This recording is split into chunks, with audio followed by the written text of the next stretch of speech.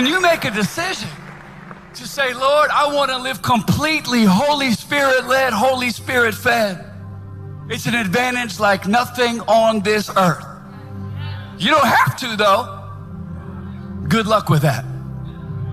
Good luck trying to stay sexually pure on your own. How's that working out? It got real quiet. Good luck. When we talk about Carl and purity, wolf in sheep's clothing is honestly the mental picture I get. He was one of the country's best-known pastors, but it all came crashing down. Without a job and trying to repair his marriage, Carl Lenz is working on damage control.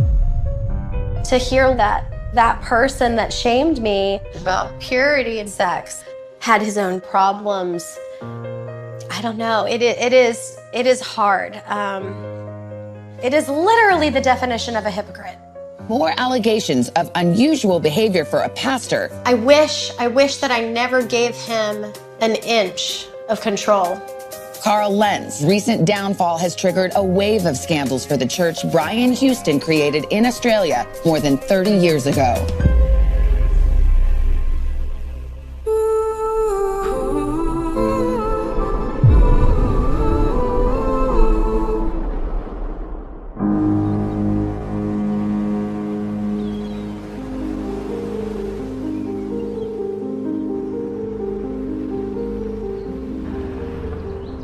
We are at our old stomping grounds, Frank W. Cox High School.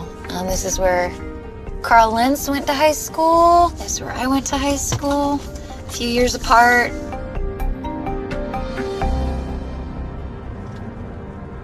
Speaking of the devil, I mean, not the devil. Wave Church, yes. It's where it all began. I'm Jacqueline. And I went to Wave Church for 17 years. So from the time I was 17 till 34. I'm Sammy. I attended Wave Church for about 8 years and interned under Carl Lenz, who was the pastor of the young adults ministry before Hillsong. My kids still wave to the church when we go by. Really? Yeah. How are they about that? They didn't understand, like, why we left their friends, you know, and that was the hardest part for us, too, was just leaving behind friendships. I've basically just had to explain, like, well, you know, Mommy didn't understand that the way I was being led was not the way God wanted us to be led.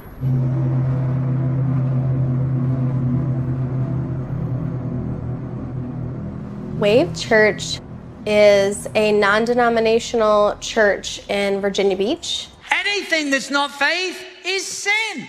And without Steve Kelly is the senior pastor at Wave Church. So the Bible says if you're going to come to God, you've got to come believing that he is. And Steve Kelly is an Australian citizen, worked at Hillsong Church for about a decade and then moved to Virginia Beach to pastor this church. That was in 2001.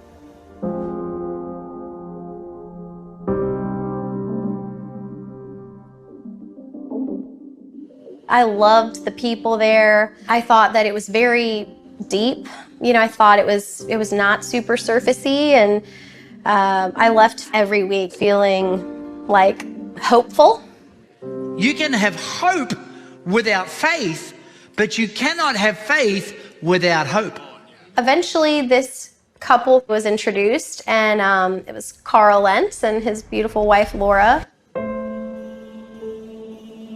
We went to the same high school. He was 3 years older than me, and he knew my older sister. So I only knew a little bit about him from my friends, but he did have a reputation. When I first met him at Wave, he was like, you have a sister, an older sister? And I was like, yeah. And he was like, is she really pretty? And I was like, yeah, she's pretty. And he was like, yeah, I think I remember her. That kind of rubbed me strangely. Like, that's how you know me now. You know, I'd only heard about his history, but He was a spectacular basketball player from what I hear, and he went to Cox and NC State after that, and his own words were he was a player. He used to tell us that. He was a little open with his past, and you know, he let us know that he had a life before Laura, but he did end up at Hillsong Bible College in Australia, and that's where he met Laura. When you go to Hillsong College, it's because you probably want to be a pastor.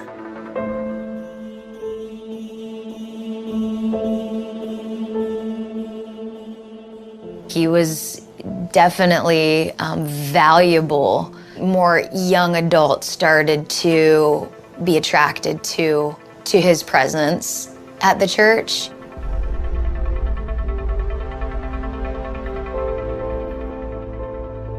When they came, it was like a shiny new penny. You know, they were both attractive. Their relationship was attractive, and they became our young adults pastors.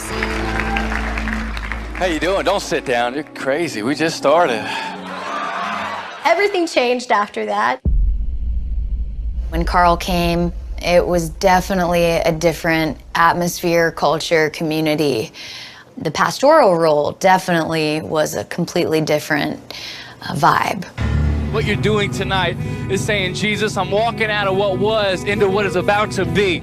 I started to definitely notice a little bit of control. My dad told me something pretty brilliant. You can go look it up. It's true now. I think over 90% of a young woman's identity comes from the words of her father. And my dad said, you got to get a hold of your girl before everybody else. You got to tell her who she is.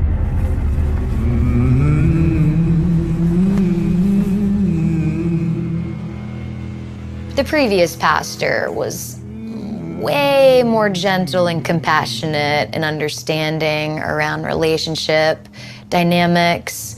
So I did notice there was a major contrast. There was a lot of dating rules. You know, being in a relationship, there was a whole lot of restrictions around it.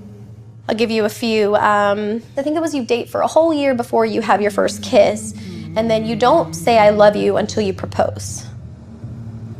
He smiled a lot, was very, you know, smooth. He was easy to get along to as long as you did what you were told.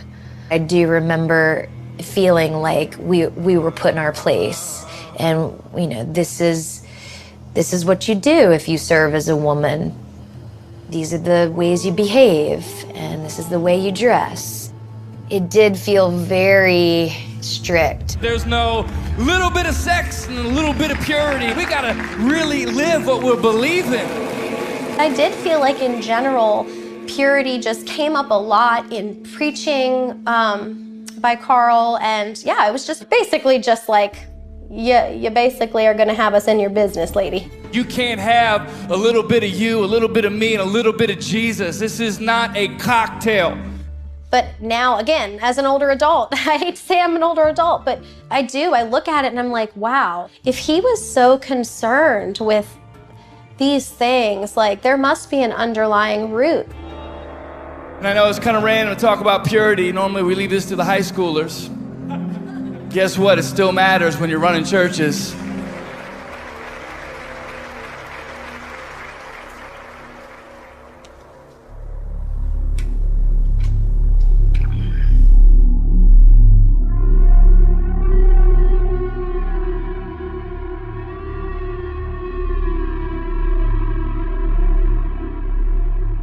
I was at Way for a few years before Carl left. The impression I always had of him, I remember I would go to leaders' meetings and he would hammer in our heads, do not have sex before marriage. He was aggressive about it. Lord, keep my heart pure, keep my thoughts pure. Any areas in my life that stuff has creeped in, Lord, please help me keep these hands clean. And all I could think was, man, this guy probably had a lot of sex before marriage. I think it's this concept, you know, the psychological phenomena of therapists who have all these issues, but instead of getting help for their issues, they're like, hey, let me tell other people they need to get help. Because when you're so vehemently trying to get a point across, all you're doing is not making your point. All you're doing is like pointing to yourself.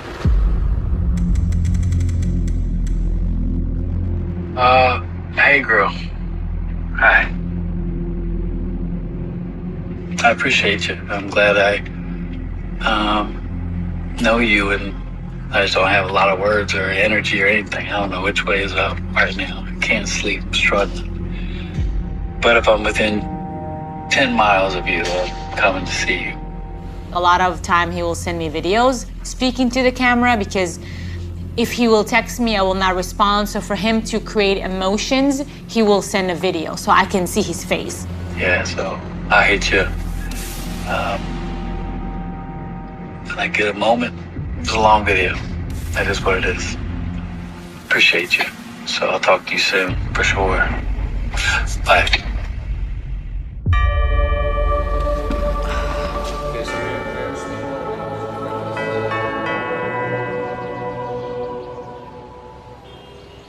It started in May. It was a Friday. I was at the park by my house. I remember he was leaning on the bench, stretching. He was just looking at me. You kind of feel like, you know, when a man like looks at you different, watching you, or there's like this energy that is hard to explain. He kept staring. It was 6 o'clock almost, and the sun is about to go down. I was like, okay, I think it's time for me to go. And he started walking with me. So we were like a really nice chat. He said to me, you're from the Middle East, the most beautiful women come from the Middle East. And then we kept walking, and he asked me a bunch of questions. I was like, oh, we just met, like, you know, you need to chill. We walked towards the end of the park, and I was like, yeah, I'm gonna go this way. And he's like, yeah, I'm gonna go that way. And he grabbed his phone and he said, he asked me to write my information, but I wrote it on his note section. I thought really weird, because usually when guys ask me for my number, they don't put it on their notes. I said, can you send me your last name, because I would like to save you in your phone. He said, oh, you know, like when people Google people, it's like, it's not a good look. It's better to get to know the person before you look them up. I'm like, that was the weirdest answer I ever heard. But I'm very picky when it comes to who I'm attracted to, and I know that with this situation, it was very different. I did feel attracted to him. And he said, I'll text you later. If you're free, we can have some tequila. That's what he said. And I was like, okay, sounds good. So I walked home, and I at this point, I had to like look him up. I was like, oh my God, how am I gonna find out this person? I mean, I'm not gonna hang out with him tomorrow and I don't know who he is. So I went online, and I found this way to like look up numbers, and that can give you everything about this person. And when it did come up, and I was like, oh my God, I've seen this guy before. I've seen him when I went to the church. What do I want more? Do I want this happy, worldly, fleshly stuff, or do I actually want more of Jesus? When I was going through a divorce, my good friend took me there because I was really depressed and I was going through it. Matthew chapter 5. Do we have anybody who's like brand new to our church, just checking stuff out? Someone, give me a wave. It was funny to me how like I got to see this individual, or kind of know of him years ago, and all of a sudden he's in front of my face, right? He messaged me. I said to him, are you married? And he said, yes. And I said, for how long? He said, for 17 years. And like, listen, at the end of the day, we all end up falling into a place where we're attracted to something, and then you kind of play yourself, because you know you walking into where you shouldn't be walking. When something is unreachable, you want it more, right? He ended up coming to my house. I told him, listen, you know, I'm not judging you, but I wanted to tell you that I have looked you up and I know who you are. I just wanted to know, like, there's anything wrong with your relationship, why you here, like, why you're in this position, like when you're sitting in my house. He was like, I never done this before. There's nothing wrong in my relationship. He's like, I know when I see someone, and like when I saw you, like you have everything I want in a woman. For me, it's like very odd. I feel attracted to this individual. Obviously, this is a dangerous zone. But then also ask yourself, why will be me, the girl that saw him when I was broken in 2013? Then years after, the same person, you see him at the park. Like, what is the coincidence that happens? Because he keeps saying a lot that we're so similar, me and him, that we found each other because we're both broken. And there is sense in that when he said it, because I'm a very big believer that those coincidences are made to happen. Like, I think I did have a purpose here. Something in me told me, like, this is like such a huge and strong connection. We met on Friday. Saturday, I saw her briefly at the park, and then Sunday evening when he came to my house. That was the first time that we actually got to kiss. Hey, girl. Hi. Hey, girl. I'm just flipping through my Bible, and it's incomplete because I'm in the book of Numbers and yours isn't in there. Hey, girl. Do you feel like Carl was a womanizer while he was at Wave Church? Yes, I know for a fact. I had a friend who, Carl tried to sleep with her. This was a very, very known thing about Carl. I think people like him are just very intuitive of where they can go to pray. P-R-E-Y.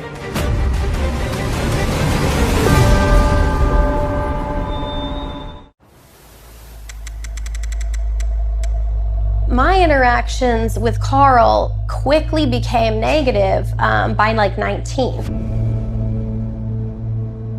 Me and the guy that I was dating, we'd been dating a year at least, and we, I don't want to say fell into sin, because we made a decision to, have an intimate moment. I mean, we both felt guilty immediately after. We were so young, and we really did love the Lord. We really did, and we loved each other too. At the end of a service, there's usually an invitation to ask Jesus to come into your life for the first time, or to return back to your faith if you've left it. There's an invitation to come out of your seat and come down to the front. My boyfriend raised his hand at the end of the service for the altar call, and I'm like, crap. So I raised my hand and we went forward together. Then there's an invitation to a room that's a little quieter. It was me and my boyfriend, Carl Lentz. No female was present, and Carl led the discussion. So we shared that we had slept together. We were very forthcoming about our sin. It was literally one time. And Carl asked, did you use protection? And I interrupted, yes, of course we use protection, And his next response was, well then it was premeditated. There's nothing good that is gonna come out of that conversation with Carl when you're admitting your fault, but I kind of expected a different response from him, to be honest. I just went from sharing something so personal with you, and now my answer, you're using it to shame me and condemn me.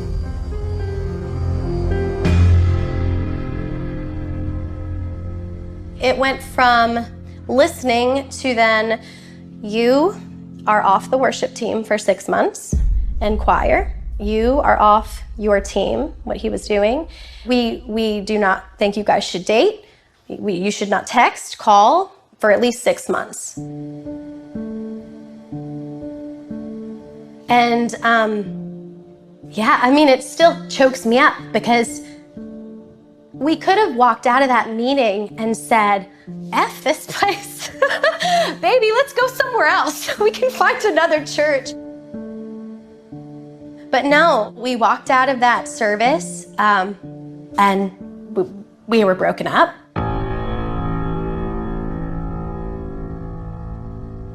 We were conditioned. When you go to this church and it's this prosperity, success, like this is what we're chasing, it doesn't seem controlling to submit certain things. So it's very easy, is my point. It's very easy. It was very easy for me to submit.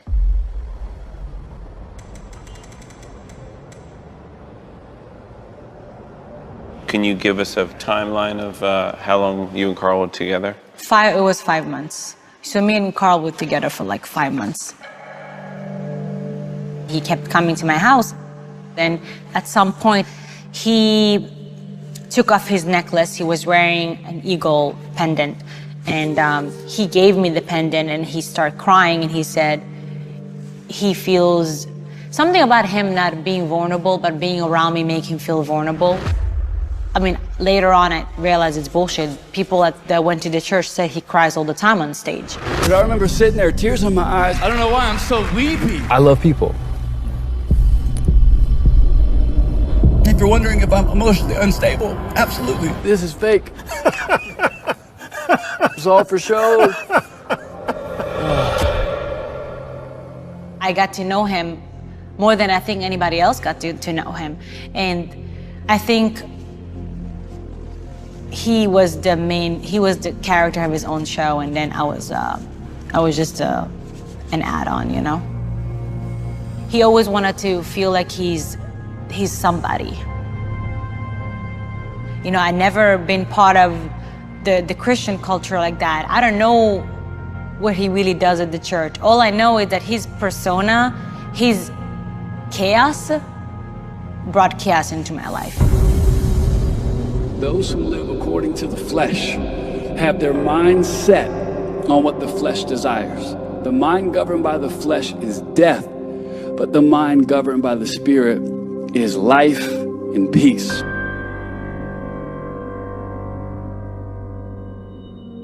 With that whole purity thing, when you mess up, it's not like there's no hope, because then there's marriage. So marriage is the new shiny penny.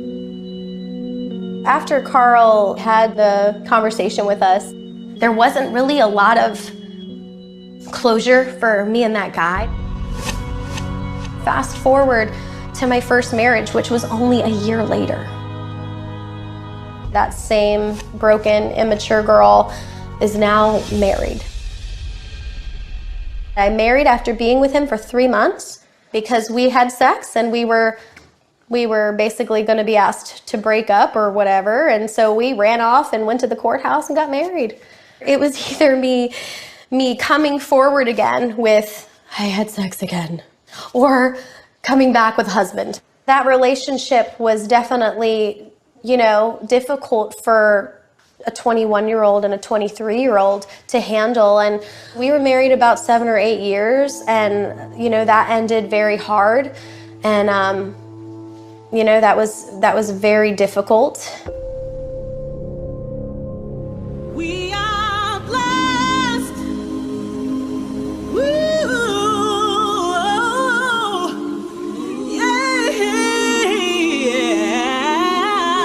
Hallelujah. I'm 41, been married for 16 years, and we were, thank you. 16 years. It's incredible. Marriage is not easy, it's just awesome.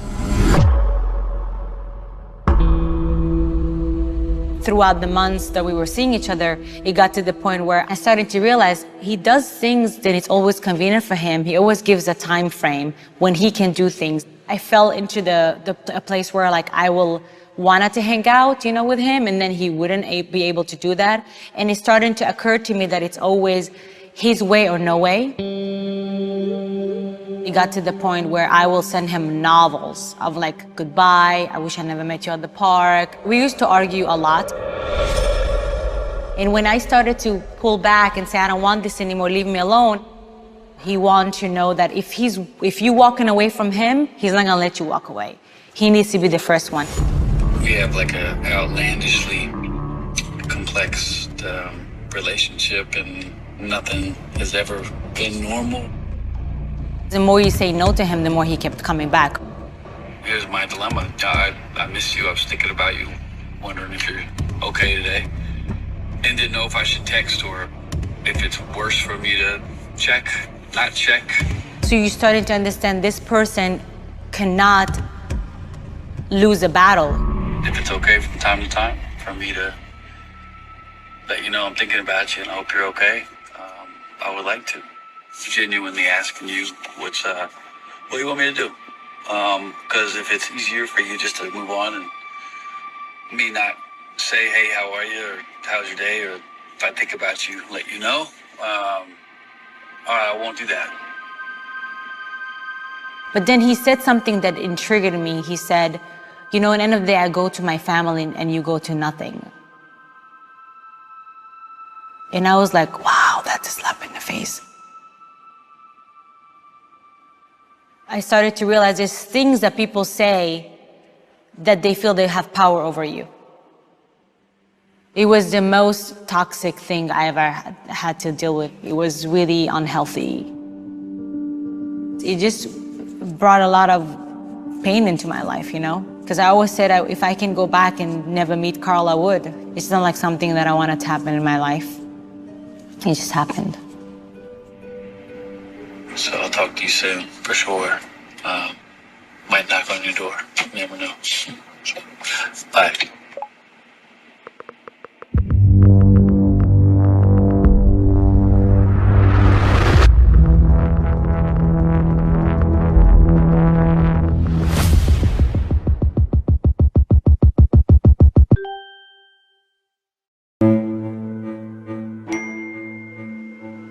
I got the message from him telling me that we can text, and they found out about everything from his computer at his office. And then he called me from the hallway where he was staying. He said, my wife just found out and I cannot talk right now, I'll talk to you later. And he hung up on me. Then when he came with his Instagram post, then I was like, you need to call me. And then he was like, I cannot call you right now. Like, I have paparazzi outside, blah, blah, blah. I was like, wow, like I give a fuck about these people. The last time we spoke, we talked for an hour and a half, and he said he had to go and whatever. And he just told me, don't worry, nobody knows who you are, nobody knows about your identity. I paid a lot of money to bury your name.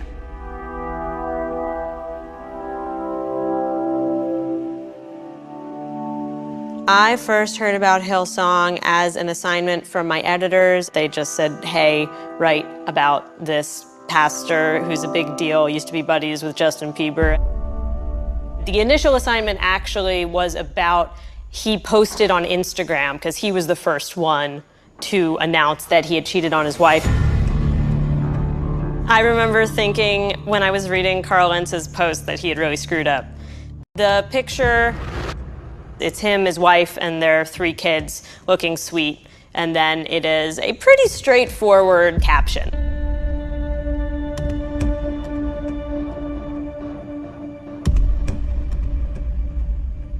I mean, and it's such like a PR-ified Instagram caption on a sweet photo of his family, trying to play it down as much as possible, but it's pretty bad.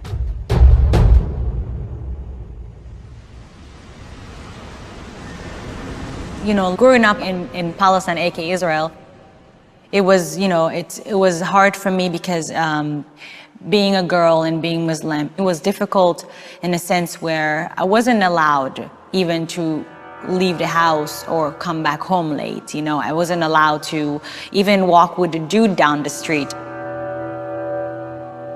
My culture, usually the men runs the show, so I cannot have another person, another man, to dictate my life and feel like he can shut me off, you know, and not let me say my piece.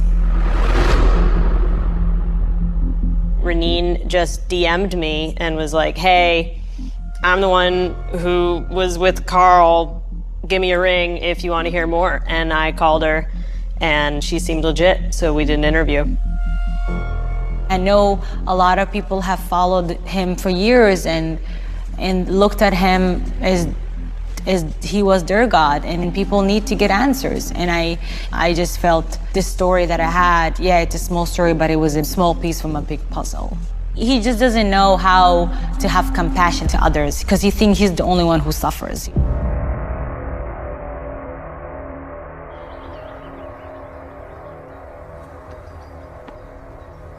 When all this came out, I was really mad. It just makes you very angry that the same thing you were shamed with is the same thing that, you know, it is literally the definition of a hypocrite. When I heard, it made me sad. I watched the news of the girl he was involved with, and I think that is what was most liberating. The way I was treated felt like I wasn't capable of making healthy choices on my own, and I needed his permission or his guidance in order to make healthy decisions for relationships. But the news gave me some perspective. That's God's position in my life, not a man, not a human. To realize that no matter how much power a person has, lies or illusions will always be revealed. The scandal came out in the open of what Carl did, and Brian was left with no choice but to fire him.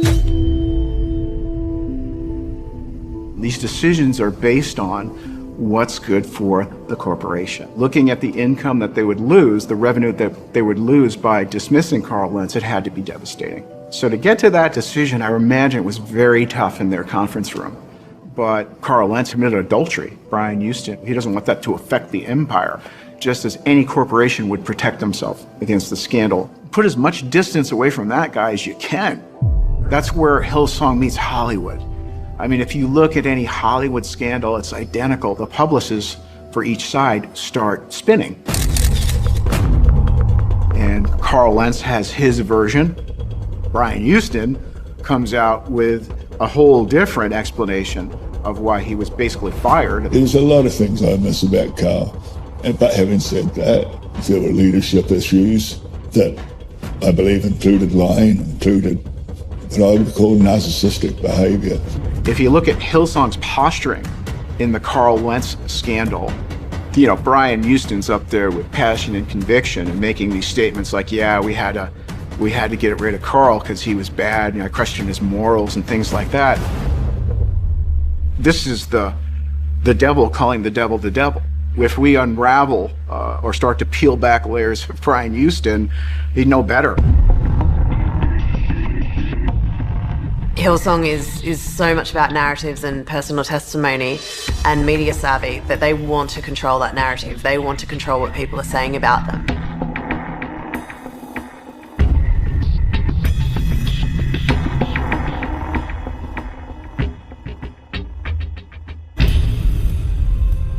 The significant nature and the serious nature of the moral issues just meant that I have believed, and our global board believes, that the only way to go was to terminate Carl and really start with a fresh start. Can I say something to you? Yeah, you are saying something to her in the past 2.5 hours. Audio from Brian did not just pop up easily like this.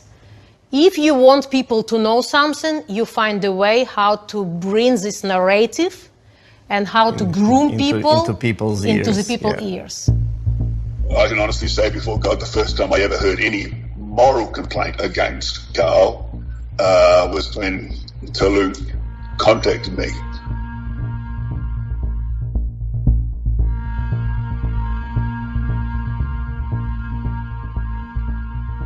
And so, if anyone's wondering whether this was something we knew about, no, it's not. Brian probably wanted people to know that he did not know. Yeah. But he knew because I told him so, personally. We were senior pastors of Hillsong Church in Kiev for 17 years. We left Hillsong in 2014. New York started about 2010. And we saw some things, I'm not gonna tell you how, but we saw them even back then. I saw some inappropriate behavior, and I saw some even immoral behavior, not me, but people who were around Carl helping him to start a church, people whom we knew and we trust. You were brave enough to go to general manager in Sydney and say, this is what we hear. We need to deal with it because this is gonna get ugly for all of us. We would say this openly. No one really paid attention and we were shut down because probably Carl was given like... There are double standards in this situation, and it was like this with Carl for sure. Church leadership needs to take responsibility for their decisions and for their mistakes. Covering up and dealing in secrecy, it's a pattern for Hillsong Church, and that's why we got so many scandals.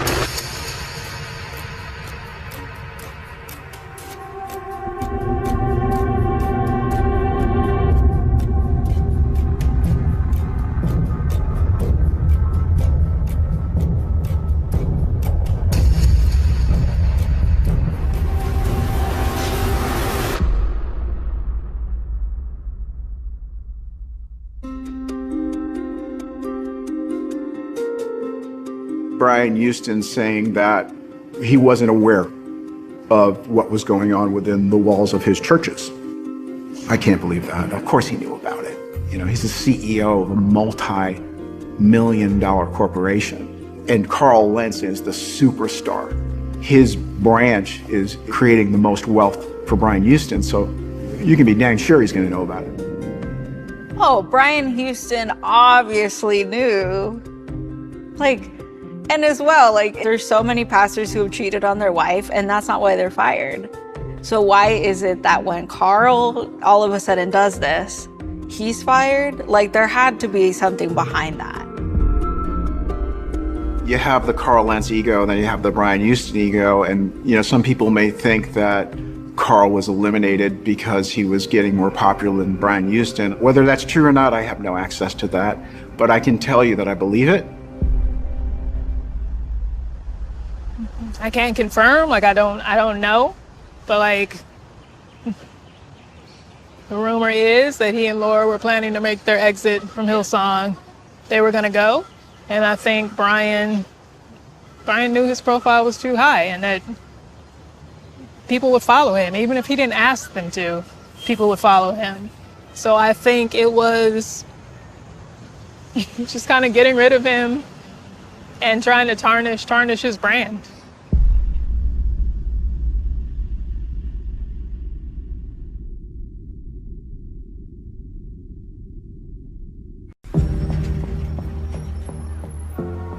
I think Reneen opened the floodgates. Sharing her story has encouraged a lot of other former Hillsong congregants to come forward and share their own stories. Carl can be kind of a convenient excuse for Hillsong right now. They can continue to cast, all the blame on Carl and allow themselves to get off the hook a little bit for some cultural issues, culture within the church. But I believe my daughter's situation is very much related to a culture that needs to be corrected.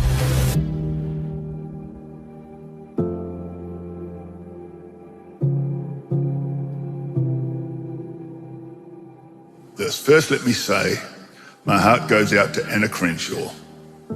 She is a victim of a crime and was clearly traumatized and hurt by Jason May's actions. I'm not here to defend Jason at all. However, it is important we understand all the details of what happened. One thing I do know is we're not talking about a sexual predator here. We're talking about a young married man who did something stupid, got much drunker than he should, and myself in a bad situation. That's it.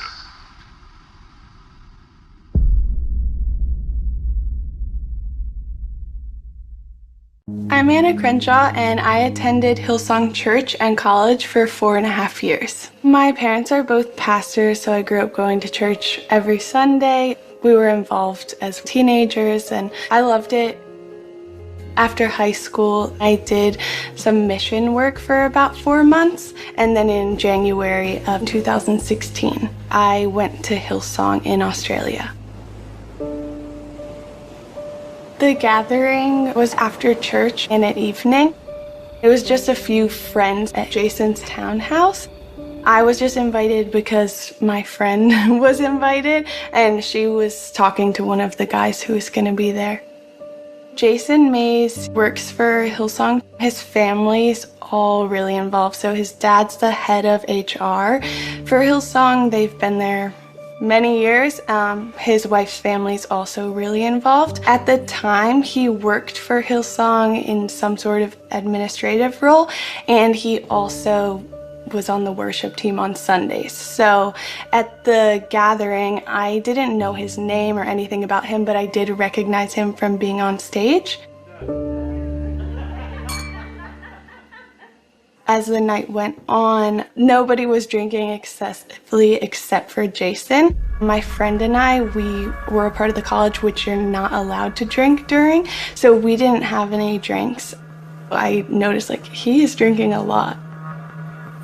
At one point he said, "So are you girls sleeping over tonight?" And I was like, that is such a weird question. It's that's very not appropriate. Then at one point he moved next to me, and that's when he put his hand on my thigh. I just froze. Luckily, one of his friends came over, and that's when I think he saw Jason's hand. And so as soon as he saw it, he said, "It's time to take the girls home."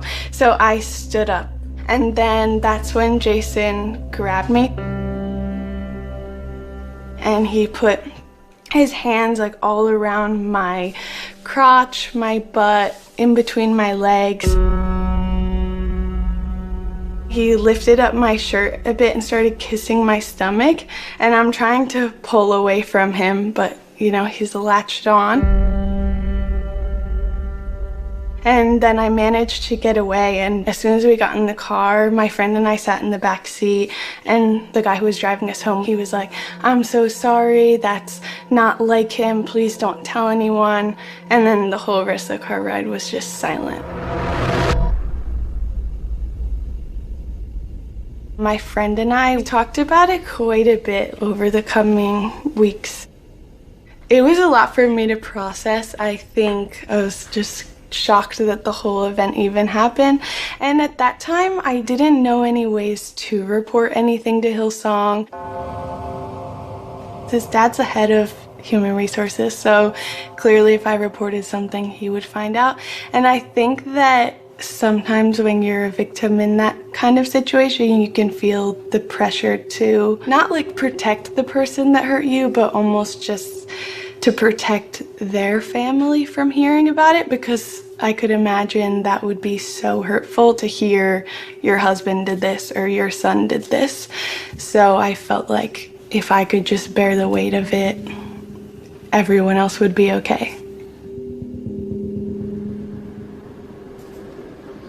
But I still continued to cross paths with Jason, and he would look straight over my head like he couldn't see that I was standing there. So I was like, okay, this guy knows what he did, and he's trying to pretend it didn't happen. And so for a while I felt like, okay, I just have to pretend it didn't happen as well. I was really stressed by everything that was happening. I remember being in church services and just feeling like I need to leave the room and go cry in the bathroom. I was at a place where I was feeling, helpless in the matter. It was only in about my second year of college, that I went to counseling in Sydney.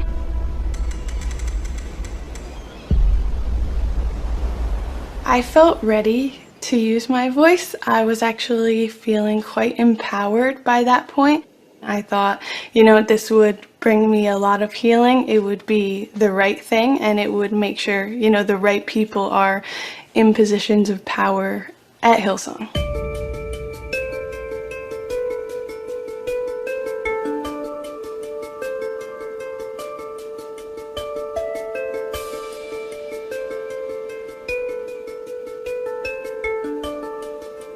So by the third time they brought me in, Margaret was definitely checking for, mix-ups or errors, because she asked me specific questions like, are you sure Jason's wife wasn't there? And I'm like, yes. Are you sure it wasn't a formal dinner? I'm like, yeah, it wasn't a formal dinner. I've said this the whole time. Then I just knew, okay, they are not on my side. This feels like an interrogation. At this point, Jason was still singing on Sunday, he was still working at church. Nothing had happened for him except for maybe one meeting where they asked him about what happened. But if a student does something wrong, whether that is get drunk or drink alcohol or they sleep with their partner, you're sent home. It is serious. It is something they take really seriously. Yet, if a person on staff assaults a student, it's looked at differently. That does not line up.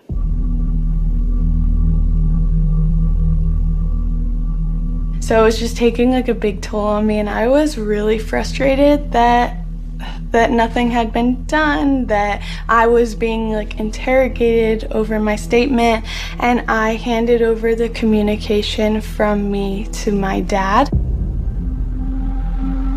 When I got involved, then they began to take it seriously. She made a full report in December of 2018, and they didn't act until I got involved months later in April of 2019. Their lead counsel informed me that it was a mandatory reporting situation and that it would have to be reported to the police. Anna herself didn't know whether she wanted to report it to the police or not, but she did expect some disciplinary measures against Jason Mays. She probably would have been very content to let it be handled appropriately within the church. But according to their own lead counsel, it was a mandatory reporting situation.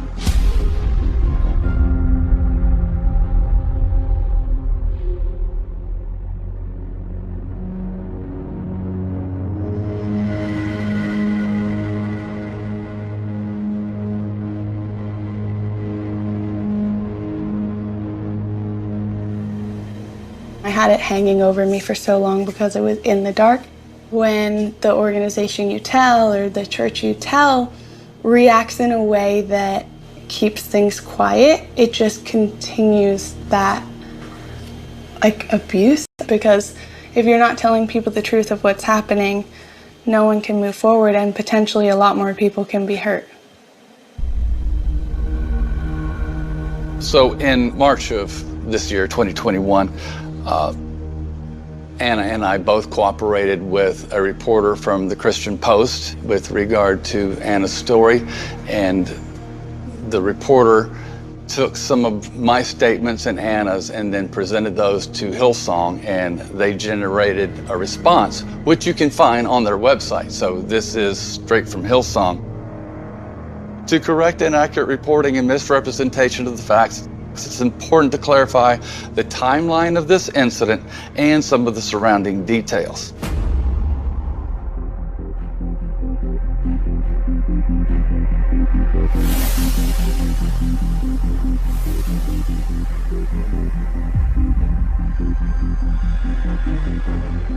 They know that they were sitting on it, hoping that the problem would just go away, minimizing the problem, continuing to question her, continuing to make her tell her story over and over again. It exacerbated the trauma, and they want to cover that up now. So it becomes absolutely essential for them to discredit her earlier account. She did not get care, she got handled. I do believe that my daughter's situation where she was indecently assaulted is closely connected to the same issues that brought down Carl Lentz. When they obviously have desire to protect themselves more than help the victim, then that becomes problematic. Brian Houston created a system that cares more about its reputation than being devoted to its people. Clearly, Carl Lentz cheating on his wife was the tip of the iceberg of like what's going on.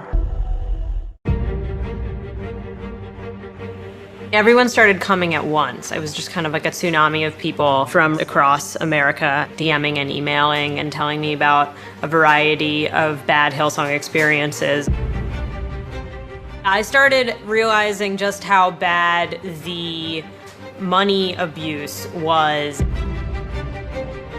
These debit cards that are loaded directly with tithe money. They were used on clothes, weekly manicures, fancy restaurant meals, a designer purse, four-wheel ATVs that they were driving around Williamsburg, which, that's so ridiculous. Sneakers, luxury presents, a $700 brand new iPhone. This is fraudulent because tithe money is intended to make a church better.